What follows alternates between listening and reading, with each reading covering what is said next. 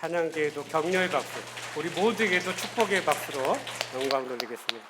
감사합니다. 부산에서 목회를 하시는 목사님이 사모님과 길을 걷다가 이런 대화를 했답니다.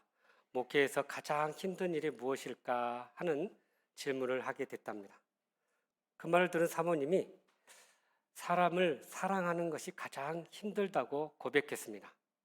아주 사소한 일로 문제를 삼고 또 여러 가지로 어려운 일들을 겪을 때마다 이렇게 마음에 상처를 주는 분들을 사랑하는 것이 너무나 힘들다라고 고백했다고 합니다. 그러자 목사님이 그 말을 듣고 자기는 이렇게 성도들과 많은 가르침을 하고 말씀을 전했는데 말씀을 받고도 전혀 변화가 없고 성숙하지 못한 그런 모습을 보면서 참 이렇게 성숙하도록 기다리는 것이 참 힘들다라고 그렇게 이야기했다고 합니다. 그러면서 이 두 분이 그런 대화를 하면서 서로의 의견 일치를 이렇게 갖게 됐는데요. 결국 사랑하는 거나 기다리는 것 다 이것이 하나구나 그렇게 생각을 했답니다. 여러분 바울 사도도 사랑은 오래 참고 모든 것을 견딘다라고 이야기하고 있습니다. 그러니까 사랑하면 기다리고 참고 인내하는 그런 삶을 살게 된다는 것입니다. 그래서 우리가 진정으로 사랑한다면 우리는 언젠가는 변화될 수 있다는 것을 믿고 기다리게 될 것이고 더 인내하게 된다는 거예요. 그래서 우리는 더 기다리는 그런 자세로 살아갈 수 있는 것입니다. 오늘은 대림절 네 번째 주일입니다. 우리는 이 기간 동안 초림으로 오신 그 예수님을 기다리며 준비했던 신앙의 인물들을 통해서 우리도 우리의 삶 가운데 다시 오실 주님을 어떻게 맞이할 것인지 그들의 삶을 통해 우리가 교훈을 얻게 되는 것을 보게 됩니다. 오늘 본문은 이 초림을 간절히 기다리다가 주님을 맞이했던 아셀집파 바누엘의 딸인 안나 선지자에 대한 이야기입니다. 여러분 이 안나라는 이름의 의미는 은혜라는 그런 뜻을 가지고 있습니다. 보통 우리가 부모님이 자녀들에게 이름을 지어줄 때 앞으로 이런 이름에 맞게 걸맞게 살아라 하는 의미에서 바람과 어떤 소망을 가지고 자녀들에게 이름을 지어줄 때가 참 많습니다. 그래서 아마 이 안나 선지자의 부모님도 안나가 하나님의 은혜 가운데 살기를 소망하는 가운데서 이렇게 이름을 지어준 것 같습니다.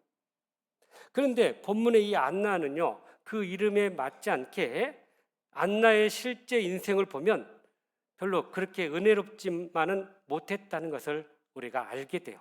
왜냐하면 그는 결혼하고 나서 7년 동안 남편과 결혼 생활하다가 남편이 먼저 떠나는 사별하게 되는 그런 아픔을 겪게 되었던 것입니다. 그리고 나서 평생 동안 그렇게 주님의 오심을 기다리면서 살았던 거예요. 여러분 오늘날도 마찬가지지만 남편이 없이 혼자 산다는 것은 경제적으로 또는 정신적으로 육체적으로 많은 어려움과 또 고통이 따르기 마련입니다. 그러니 이 안나라는 이름 은혜이지만 삶은 이렇게 외롭고 힘들고 어려웠던 것을 우리가 알게 됩니다. 이런 안나 선지자가 어떻게 평생 주님을 기다리며 그렇게 은혜로운 신앙의 여정을 걸어올 수 있었는지 오늘 또 주시는 말씀을 통해 주님의 음성을 듣고 그렇게 우리도 다시 오실 주님을 기다리며 승리하는 저와 여러분 되시기를 주님의 이름으로 축복합니다. 먼저 우리 37절 말씀을 같이 한번 읽어볼까요? 시작. 과부가 되고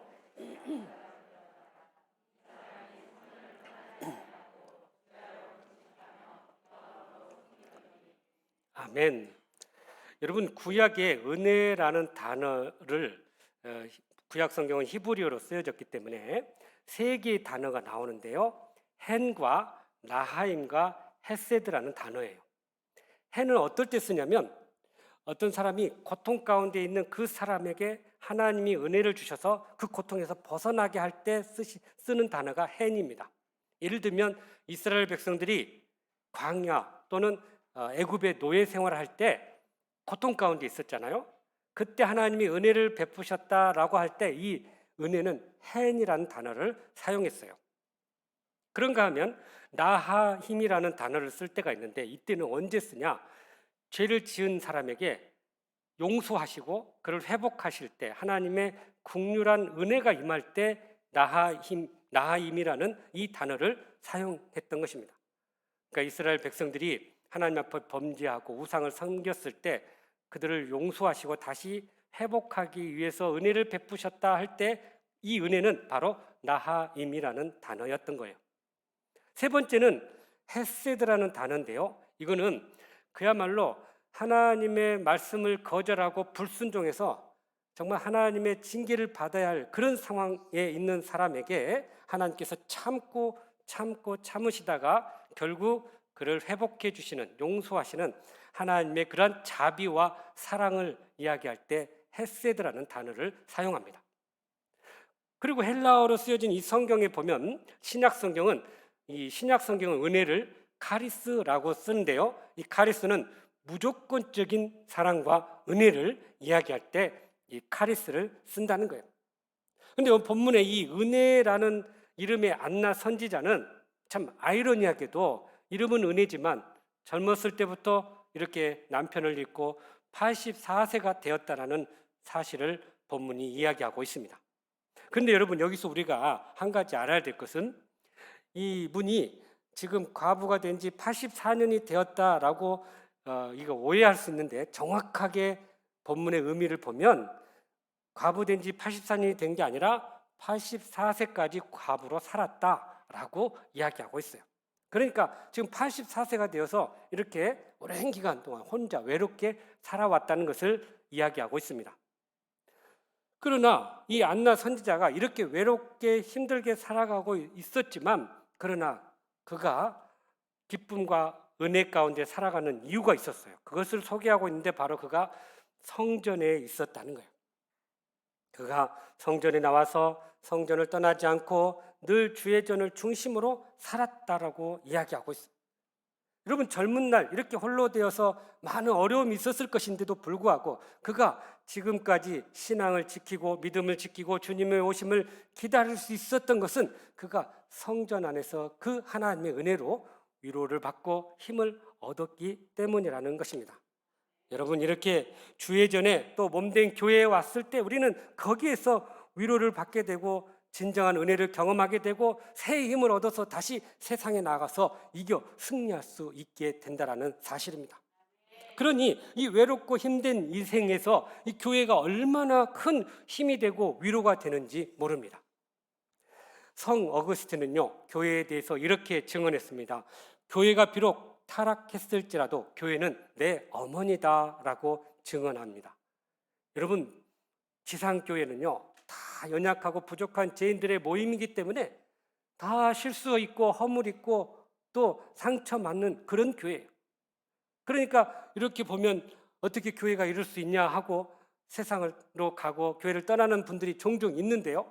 그러나 여러분 그럼에도 불구하고 이렇게 허물 많은 교회 안에서 우리는 하나님의 위로를 얻고 힘을 얻고 다시 믿음으로 일어나게 된다는 거예요. 그런 의미에서 교회는 신앙을 자라게 하는 어머니다라고 이야기할 수 있는 것입니다.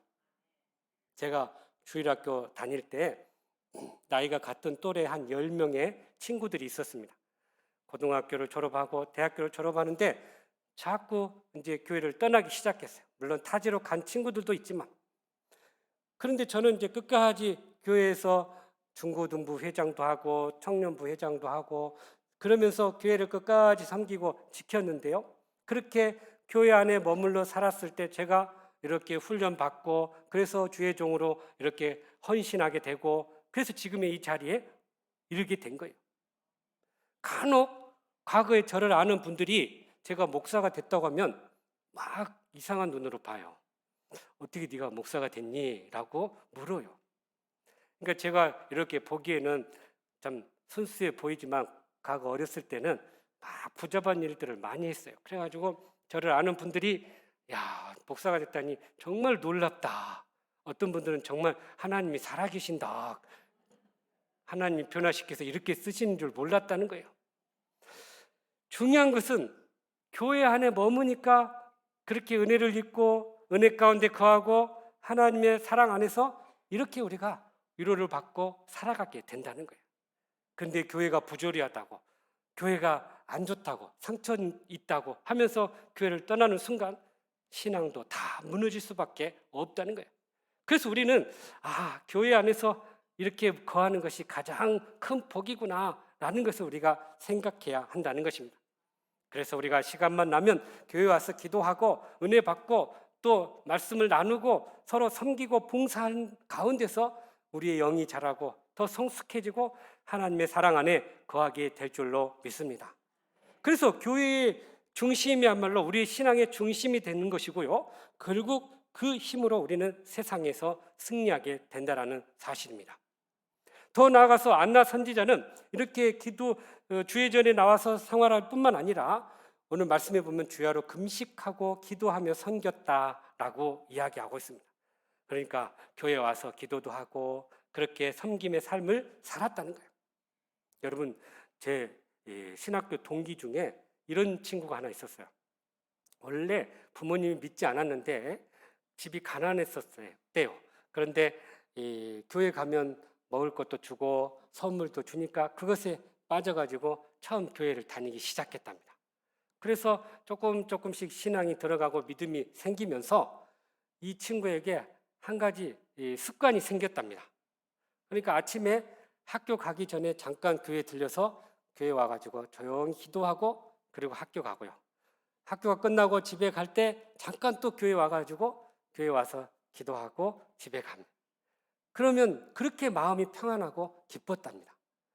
그런데 그렇게 안 믿는 가정에서 이 친구가 이렇게 믿음 생활하니까 교회 안에 거하니까 믿음이 들어가고 그 다음에 주님 앞에 헌신해서 주의 종의 길을 걷게 되었다는 거예요. 가난하고 힘든 시기를 이렇게 교회 안에서 그가 살아가면서 그 어려움을 이겨내고 목사의 길을 걷게 됐다라고 이야기하는 것을 듣게 됐습니다. 여러분, 오늘날 삶이 분주하고 바쁘다고 한 주간 내내 새벽 기도도 한번 못 나오고 또 이렇게 교회에 나오지 못하는 분들이 많아요. 그러나 여러분 기억해야 할 것은 그렇게 우리가 교회를 멀리 할 때마다 하나님께서 우리에게 주셨던 과거의 복과 은혜를 점점 놓치고 잃어버리게 된다는 거예요. 그러니 한 번이라도 이 현장에 나와서 예배를 드리고 이곳에서 은혜를 받으면 다시 힘이 나서 세상에서 이렇게 승리하게 되는데 이 교회의 은혜로운 자리를 우리가 결코 잃어버리거나 놓쳐서는 안 된다라는 사실입니다. 오늘 본문의 안나 선지자는 이렇게 매일 성전에 와서 기도하고 또 그곳에서 하나님이 주신 힘을 가지고 홀로 외롭게 살아가는 모든 것들을 이겨낼 수 있었던 것입니다. 여러분, 많은 경우에 우리가 신앙의 힘을 잃어버릴 때가 종종 있는데 그때가 언제냐 보면요, 기도가 식을 때요, 기도가 잘 안 될 때요. 그때 보면은 점점 신앙이 침체되고 약해지고요. 그러면서 불평과 원망의 삶으로 나아가는 것을 보게 됩니다. 그러나 은혜가 충만하고 정말 기도의 삶이 뜨겁게 일어나는 분들은요, 끊임없이 그렇게 하나님 앞에 헌신하며 감사의 삶을 살게 되는 것입니다. 시집을 가지 못한 한 노처녀 청년이 있었답니다. 목사님께서 간절히 하나님께 기도하면 하나님이 응답해 주신다는 그 말을 듣고요, 이 청년이 하나님 앞에 몇 가지 기도 제목을 가지고 기도를 했답니다. 하나님, 저에게 정말 경제적인 힘이 있고 또 능력 있는 그런 신랑감을 주십시오. 또 항상 유머 있게 저를 기쁘게 해드리는 그런 참 신랑감을 주십시오. 또 휴일이 되면 가족들과 함께 이벤트를 하고 그렇게 참 행복하게 살 수 있도록 그런 좋은 신랑감을 주십시오. 그래서 참 여러 가지 가지고 기도 제목을 가지고 기도를 했답니다. 그랬더니 얼마 후에 하나님으로부터 이러한 음성이 들려왔답니다. 얘야, 정신 차려라. 차라리 TV를 한 대 사라. 그런 남자는 없단다 하고 이야기했답니다. 여러분, 우리의 기도가 왜 응답이 안 될까요? 육신적으로 정욕적으로 구하기 때문에 그렇다는 거예요.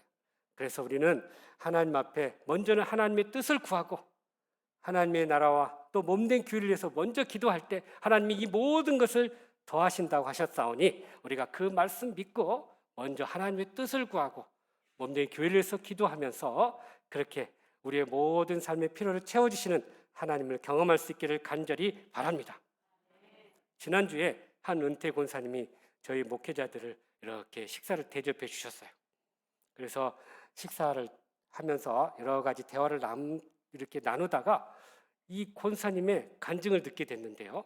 이 연로하신 권사님이 남은 마지막 사명은 기도하는 일밖에 없다는 거예요. 그러면서 하루 여러 시간들 이제 기도하는데 특별히 저녁 시간대에 시간을 정해놓고 기도한답니다. 그런데 그 저녁 시간에 이렇게 기도할 때 내가 밥은 안 먹어도 이 기도는 절대 쉬거나 놓치지 않는다라고 간증하시더라고요. 제가 그 말을 들으면서 참 감동을 받았어요. 야, 서남교회가 이렇게 세워지기까지는 이렇게 보이지 않는 권사님들 또 많은 성도님들의 기도가 있기 때문에 그랬구나라고 제가 느끼게 됐어요. 그러면서 정말 밥을 안 먹고도 이렇게 기도할 수 있는 그런 마음의 자세를 가지고 있다니 사실 저는 그렇게까지는 못하는데 너무나 참 감동을 받고 또 한편으로는 부끄러운 마음이 들었던 거예요. 여러분, 세상에서 가장 강한 사람은 어떤 분일까요? 바로 하나님 앞에 기도하는 자들이에요. 왜냐하면 우리가 우리의 힘을 의지하고 우리의 능력으로 이렇게 살아가면요, 기도할 게 없어요. 그런데 우리가 부족하다고 느끼면 하나님 앞에 기도하게 되고 하나님께서 그 모든 상황들을 이끌어 가시기 때문에 결국 기도하면 하나님이 움직이시고 하나님이 역사하신다는 사실입니다. 그런데 기도하지 않고 우리의 힘으로 능력으로 하면요, 아무런 기적도 응답도 없다라는 사실이에요. 그러니 하나님이 함께 하시고 우리의 기도를 들어주시고 우리를 인도하시니 우리가 그 가운데서 힘을 얻고 능력의 삶을 살아가게 될 줄로 믿습니다. 그러므로 우리가 이 험한 인생길을 걸어가면서 항상 교회를 중심으로 신앙의 중심을 삼고 늘 기도의 삶을 우리가 살아가면서 그렇게 주님의 오심을 간절히 기다리고 소망 가운데 승리하는 저와 여러분 되시기를 주님의 이름으로 축복합니다. 계속해서 우리 38절 말씀 같이 한번 다시 읽어볼까요? 시작. 마침 이때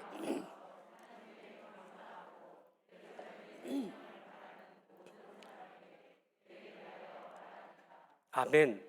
자, 여기 보니까 상반절에 이런 표현이 나옵니다. 마침 이때에 나와서 하나님께 감사하고 이렇게 고백하고 있어요.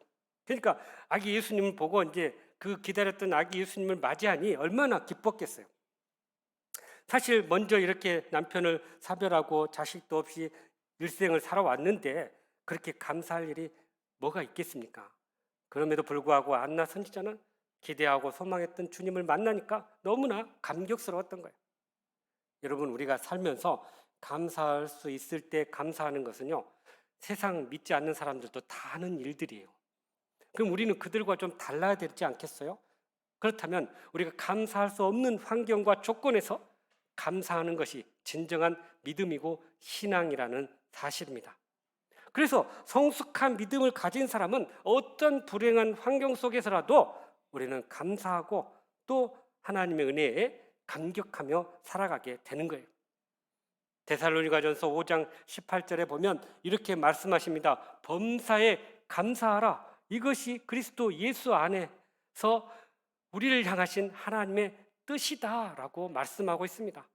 특히 이 범사라는 이 표현은요, 모든 환경과 모든 상황이라는 의미를 가지고 있어요. 그러니까 내가 행복하고 또 기쁘고 즐거운 일 있을 때만 감사가 아니라 어렵고 힘들고 실패하고 상처 입을 때도 감사할 수 있어야 한다고 말씀하고 있습니다. 그것이 진정한 감사이고 그것이 바로 하나님의 뜻이라고 우리에게 말씀해 주고 있는 것입니다. 중국에서 오랫동안 선교 사역을 하셨던 미국의 헤일리 프로스트 선교사님이 있었습니다. 이분이 고국으로부터 아주 슬픈 소식을 받게 됐어요. 가족의 한 분이 돌아가신 거예요. 그 마음 가운데 참 아픔이 있었어요. 그런데 기도하는데도 자꾸 마음에 그런 어두운 먹구름이 이렇게 끼어 있는 거예요. 그래서 참 이것을 위해서 기도를 했음에도 불구하고 마음에 이런 평안이 없었는데요. 어느 날 자기가 근무하는 선교 본부에 이렇게 들어가게 됐어요. 거기서 이렇게 들어가게 됐는데 벽에 이런 글귀가 쓰여져 있는 거예요. Try Thanksgiving. 그러니까 감사를 시도하라, 그런 의미인데, 감사를 한번 시도해보라는 거예요. 거기서 이분이 이 글귀를 하나님의 음성으로 듣고는요, 그 작은 일에서부터 감사하기 시작했답니다. 그랬더니 그 마음 가운데 깊은 그 슬픔의 먹구름이 점점 사라지고 하나님의 은혜의 빛이 그의 삶을 비춰주었다고 고백하고 있습니다.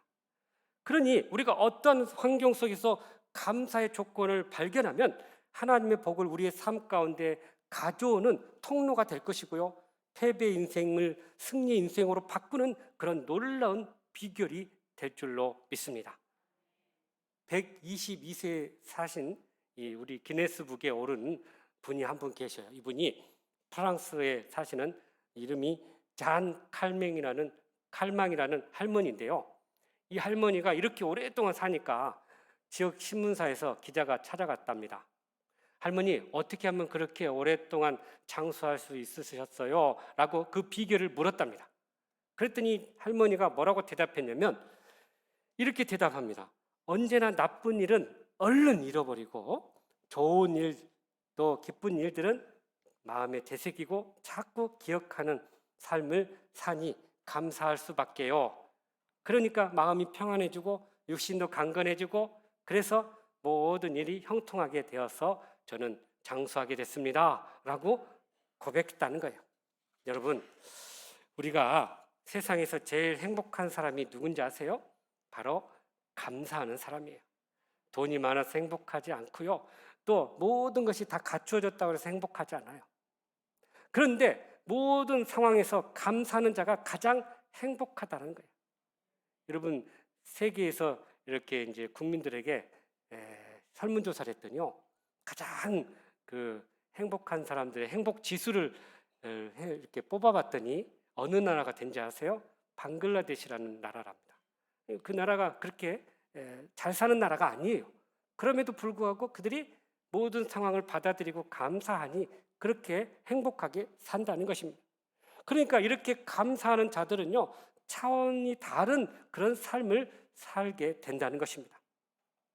저도 이제 이렇게 목회 사역을 하면서 여러 가지 어려운 일을 겪을 때가 있는데요, 그러면서 이런 생각을 하게 돼요. 그렇게 참 하나님의 은혜를 받고 또 평소에 잘 섬기고 또 정말 늘 감사하다고 하신 분이 어느 날 자기 뜻을 이렇게 좀 안 받아줬다고 좀 힘들어하면서 이렇게 좀 험담을 하는 그런 일들이 있었어요, 저에 대해서. 근데 그게 이제 다른 교인들을 통해서 저에게 들어오더라고요. 그때 제가 참 충격을 받은 게, 야, 그렇게 참 살갑게 대하고 감사하다고 참 이렇게 잘 섬기는 그러신 분이 어떻게 그러셨을까. 그래서 좀 많이 충격을 받았어요. 그러면서 제가 한 가지 깨달은 게, 옛날 어르신 목사님들이 하셨던 말씀처럼 성도들이나 사람들은 이 믿음의 대상이 아니고 사랑의 대상이고 용서의 대상이다 라는 그 말귀가 떠오르더라고요. 그러니까 우리 성도들끼리도 마찬가지예요. 우리가 서로 이렇게 신앙생활하고 가까이 지내다가 어느 순간에 조금 마음이 안 맞았다고 이렇게 험담하고 또 나쁜 소리가 들려올 수 있어요. 그럴 때 우리가 상처를 많이 받게 되는데, 그럴 때마다 우리가 기억해야 할 것은 이 사람들은 우리가 믿음의 대상이 아니고 사랑과 용서의 대상이다. 그렇게 바라보면요, 다 국률한 마음으로 바라볼 수 있다는 것입니다. 그러면서 제가 이 사건을 통해서 두 가지 감사의 마음이 생겼어요. 하나는 사도 바울처럼, 야, 나도 이제 진정한 목회자의 길을 들어가는가 보다. 왜냐하면 목회 자체가 그렇게 어렵고 힘든 일이라는 것을 우리가 성경을 통해서 알게 되잖아요. 그래서 한 번은, 야, 나도 이제 다른 목회자들 만나면 이런 어려움도 있었어 라고 간증할 수 있겠구나 하는 그런 마음이 드니 감사하게 되더라고요. 그러면서도 또 한 가지 위로를 얻고 감사하게 됐던 것이, 그래도 끝까지 저를 믿어주고 또 이렇게 이해해줬던 한 권사님이 오셔서 이런 소문을 자기가 들었는데 목사님 절대 그런 분이 아니라고 자기는 생각한다는 거예요. 그러면서 저를 위로해 주시는데, 참 하나님이 나를 알아주신만 해도 감사하지만 이렇게 성도들도 이렇게 알고 계시는구나 하니 또 위로가 되는 거예요. 그러니까 우리가 어떤 상황에서도 이런 어려움들을 겪을 때마다 하나님의 선한 뜻이 있을 거야 라고 물으면서 그 상황 안에서 우리가 감사하며 모든 걸 하나님께 맡기게 되면 결국 하나님께서 풀어주시고 모든 것을 선하게 이끌어 주실 줄로 믿습니다. 그러니까 우리는 작은 것부터 감사하면서 살아가야 한다는 거예요. 오늘같이 이렇게 추울도 감사하고요. 가슴 속 썩이는 자녀들이 있어도 감사하고요. 그래, 건강만 해라. 그래, 속 썩이지만 건강만 해라. 그런 마음으로 감사하고요. 또 경제적으로 좀 어려워도 그래도 하나님이 채워주실 것을 바라보고 감사하고요. 옆에 어려운 사람들이 있어도 감사하면 결국 그것이 하나님의 축복으로 돌아오게 될 줄로 믿습니다. 그러므로 우리가 어려운 상황 속에서도 범사에 감사하며 그렇게 모든 고난과 어려움을 극복하고 예수님의 그러한 재림을 기다리며 승리하는 저와 여러분 되시기를 주님의 이름으로 축복합니다. 마지막으로 우리 38절을 다시 한번 읽어보겠습니다. 시작. 마침 이때에 나와서 하나님께 감사하고 예루살렘의 성령을 아멘. 자, 여기 하반절에 보면 이런 표현이 나와요. 예루살렘의 성량을 바라는 모든 사람에게 그에 대하여 말하느니라 라는 표현이 나옵니다. 예루살렘의 성량, 다시 말하면 예루살렘의 구속과 또 예루살렘을 향한 구원의 은혜를 바라는 모든 사람들에게 그에 대하여, 예수님에 대하여 말했다라고 이야기하고 있습니다. 그런데 여기서 우리가 주목해야 할 것은 이 말하다라는 이 단어를 보니까 그냥 한번 이렇게 말하고 멈춘 게 아니라 지속적인 의미의 미완료 시제를 쓰고 있다는 거예요. 그러니까 계속 만나는 사람마다 말하고 전하고 증거했다라는 의미가 있습니다. 그러니까 우리가 이런 여러 가지 하나님의 은혜를 경험하고 그 사랑을 경험하면 우리 안에만 이렇게 멈추게 하지 말고 그 은혜들을 계속해서 나눠야 돼요. 하나님께서 베푸셨던 은혜, 또 응답, 또 해주셨던 여러 가지 감사할 일들, 이것들을 자꾸 증거하고 나누는 것이 우리 성도들의 사명인 것입니다. 그래서 이 디모데후서 4장 2절에 보면 때를 얻든지 못 얻든지 항상 말씀을 전파하라, 그것에 힘쓰라라고 말씀하고 있는 거예요. 그러니까 우리가 구원의 확신을 가지고 주님의 은혜에 감사하며 그렇게 주님의 사랑이 우리를 감고 나면 우리는 이 잃어버린 영혼을 향해서 헌신하게 된다라는 사실입니다. 그러면요, 때를 얻든지 못 얻든지 열심히 가서 복음을 전하고 그 사랑을 나누게 된다라는 사실이에요. 한 집사님이 목사님을 찾아왔답니다. 목사님, 제가 하나님 앞에 기도 응답을 받은 게 있어요. 그렇게 간증했대요. 그래서 어떤 응답인데요? 라고 들었더니 자기 남편이 그렇게 복음을 전해도 돌아오질 않았다는 거예요. 그런데 어느 날 이렇게 새벽 기도를 나오다가 신을 신다가 남편 구두가 이렇게 보이더래요. 그래서 속으로 야, 저 구두라도 한번 갖고 같이 가봐야 되겠다, 그 마음이 들더래요. 그래서 구두를 이렇게 품고요, 새벽 기도에 나와가지고 옆에다 놓고 기도하면서 이렇게 기도했답니다. 하나님, 구두는 먼저 나왔는데 구두 주인은 이제 따라서 나올 수 있도록 해주십시오 라고 기도를 했대요. 그러니까 너무나 진지하게 그렇게 하나님 앞에 기도를 하니까 하나님께서 남편의 마음을 감동해가지고요, 그 다음 주에 이렇게 이제 또 권면했더니 그날따라 매번 어디 뭐 스포츠하러 나가는 분이 그날따라 안 나가고 이 부인의 말을 듣고는 교회에 나오게 됐다는 거예요. 근데 놀랍게 그냥 한 번만 나온 게 아니라 그 뒤로도 계속해서 따라 나오더라는 거예요. 그러니 하나님 앞에 감사하면서 하나님의 응답을 간증하게 됐던 것입니다. 여러분, 우리가 이렇게 믿지 않는 가족들을 먼저 대상으로 기도하고 전도해야 되는데요, 하여튼 하나님께서 주신 사랑과 은혜 나누는 것이 우리의 최고의 사명이라는 것을 깨닫고 먼저는 우리 배우자들 위해서, 우리 자녀들 위해서, 또 우리 친척 친구들 위해서 계속해서 그들을 권면하고 인도해야 할 사명이 우리에게 있다는 거예요. 만약에 가족들 중에 그래도 안 나오면요, 아까 그분처럼 그분들 신발이라도 갖고 나와서 여기 앞에 놓고 기도하십시다. 어떤 분은 성경에다가 자기 가족 사진을 이렇게 꼽아놓고 주의 교회 올 때마다 그걸 펴고 기도한답니다. 이 가족들 다 구원해 주십시오, 그렇게 기도한다는 거예요. 그런 심정으로 할 때 하나님께서 감동을 받으시고 그 기도를 응답해 주지 않겠습니까? 그러니 우리가 그렇게 기도하며 증거할 때 우리를 통해서 그렇게 하나님의 구원의 역사가 일어나게 될 줄로 믿습니다. 여러분, 세상에서 가장 보람되고 의미 있는 삶이 어떤 삶일까요? 저는요, 이 예수 그리스도를 증거하고 구원의 복된 소식을 전하는 삶이 가장 복된 삶이라고 말씀드립니다. 왜냐하면 한 영혼이 자나보다 귀하다고 하셨는데 그 영혼 우리가 구원하고 이끄는데 이것만큼 의미 있고 보람된 삶이 어디 있겠습니까? 그렇게 주님이 귀하게 여기시는 이 영혼들을 우리가 마음에 품고 기도하고 이끄는 이 사명이 바로 우리에게 있다는 거예요. 그러니 우리가 대강절, 이 대림절을 맞이하면서 참 한 영혼이라도 이렇게 우리에게 구원으로 오신 그 주님을 증거하는 것이 바로 우리의 도리이고 우리의 삶이 되어야 할 줄로 믿습니다. 그러므로 평생 예수님을 증거하고 전함으로 인해서 예수님의 재림을 기다리고 소망 가운데 그렇게 살아가는 저와 여러분의 삶이 되시기를 주님의 이름으로 축복합니다. 사랑하는 성도 여러분, 주님의 재림을 기다리고 있습니까? 그렇다면 오늘 주신 말씀처럼 먼저 매일 주의 전에 나오시고요.